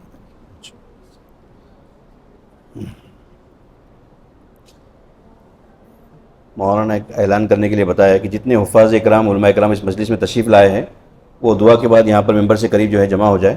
انشاءاللہ تھوڑی سی جو ہے آپس میں جو ہے تبادلہ خیال ہوگا. درود شریف پڑھ لیں. اللہم لک الحمد لک الشکر کما انت اہل فصلی وسلم علی سیدنا محمد کما انت اہل وفعل بنا بما انت اہل فانک اہل التقوی والمغفرہ. اللہم صلی علی سیدنا محمد وعلی آل سیدنا محمد وبارک وسلم. اللہم انت السلام منک السلام تبارک یا ذا الجلال والاکرام. اللہم اعنی علی ذکرک وشکرک وحسن عبادتک. اللہم لا مانع لما اعطیت ولا ينفع ذا الجد منک الجد. اللہم انی اسألک الہدی والتقی والعفاف والغنی. اللہم اکفنی بحلالک عن حرامک واغننی بفضلک عمن سواک. اللہم انی اسألک العفو والعافیہ فی الدنیا والآخرہ. اللہم انی اعوذ بک من الہم والحزن والعجز والبخل والکسل وضلع الدین وغلبۃ الرجال. اللہم احفظنا من کل بلاء الدنیا وعذاب الآخرہ. اللہم انک عفو کریم تحب العفو فاعف عنی. یا مصرف القلوب صرف قلوبنا علی طاعتک. یا مثبت القلوب ثبت قلوبنا علی دینک. استغفر اللہ الذی لا الہ الا هو الحی القیوم واتوب الیہ. اے مولا کریم ہمارے گناہوں کو معاف فرما، خطاؤں کو معاف فرما، لغزشوں کو معاف فرما، شیطان کی شر سے نفسی خواہشات سے ہماری حفاظت فرما. مولا دن کے اجالوں میں رات کے اندھیروں میں جو کچھ گناہ سب کو معاف فرما. رحم کا، کرم کا، عافیت کا، درگزر کا معاملہ فرما. مولا ہم سب کا سب سے بڑا جرم یہ ہے کہ ہم نے صحیح معنوں میں آپ کے دین کے کام کرنے کی کام کرنا جو چھوڑ دیا ہے، صحیح معنوں میں کام کرنے کی توفیق نصیب فرما. اے مولا کریم جس مقصد کے تحت میں ہم سب یہاں پر جمع ہوئے ہیں اس میں ہم سب کو کامیابی نصیب فرما. ہم سب کے ایمان عقائد کی حفاظت فرما. ہمارے آنے والی نسلوں کی حفاظت فرما. ہماری نسلوں کی حفاظت فرما. گھر کی خواتین کی حفاظت فرما. اے مولا کریم آپ کے نبی نے فرمایا تھا کہ ہر زمانے میں جو ہے دجال اور فتین ہوں گے. اے مولا کریم یقیناً ہوتے آئے. آپ کے نبی کی بات بالکل سچی ہے. مولا کریم دجالوں سے، کذابوں سے ہماری نسلوں کی حفاظت فرما. اے مولا کریم جب تک زندہ رکھ، اسلام پر زندہ رکھ، مذہب اسلام پر زندہ رکھ. جب موت آئے کلمے والی موت نصیب فرما. ہر طرح کے شکوک و شبہات سے ہمارے اسلام ایمان کی حفاظت فرما. ہر طرح کے مکاروں سے، حاسین سے مولا کریم ہمارے اسلام کی حفاظت فرما. ہماری ایمان و عقیدے کی حفاظت فرما. مولا کریم رحم کا، کرم کا، عافیت کا معاملہ فرما. نمازوں کو قائم کرنا آسان فرما. نماز باجماعت پڑھنے کی توفیق نصیب فرما. روزہ رکھنے کی توفیق عطا فرما. حج کی ادائیگی جن پر فرض ہو چکا حج کی ادائیگی آسان فرما. اے مولا کریم جو بچیاں جو ہے نکاحوں سے بیٹھی ہیں ان کو مناسب رشتے عطا فرما. جو پریشان حال ان کی پریشانیوں کو دور فرما. جو مقروض ان کے قرض کی ادائیگی کے فیصلے فرما. مولا کریم جو نوجوان جیل کی سلاخوں کے پیچھے ماخوذ ہے ان کی رہائی کی شکل صورتیں پیدا فرما. جو مرحومین دنیا سے جا چکے ہیں ان کی بال بال مغفرت فرما. اعلیٰ علیین کو مقام عطا فرما. جنت الفردوس میں ان کو مقام نصیب فرما. اے مولا کریم اس مجمع میں بڑے بھی ہیں، چھوٹے بھی ہیں، بچے بھی ہیں. مولا کریم جب کسی بڑے آدمی کے دروازے پر جاتے سوال کیا جاتا ہے تو مولا کریم اسے شرم آتی ہے کہ اس کے ہاتھ کو خالی لوٹائے. مولا کریم اتنا بڑا مجمع ہے، سب کے ہاتھ اٹھے ہوئے ہیں. مولا کریم کسی کے ہاتھ کو خالی نہ فرما. مولا کریم ہر طرح کی نعمتوں سے مالا مال فرما. آپ ہی نے حکم دیا ہے کہ جب مانگو تو دنیا اور آخرت کی تمام بھلائیاں مانگو. مولا کریم ہم آپ سے دنیا آخرت کی تمام بھلائیاں مانگتے ہیں اور آخرت کی رسوائی سے ہم سب کی حفاظت فرما. اے مولا کریم ہم سب کی طرف سے جناب آقا محمد مصطفیٰ صلی اللہ علیہ وسلم کے روز حاضر پر کروڑ رحمت نازل فرما. وصلی اللہ تعالی علی خیر خلق محمد و آلہ و صحبہ اجمعین. سبحان ربک رب العزۃ عما یصفون وسلام علی المرسلین والحمد للہ رب العالمین.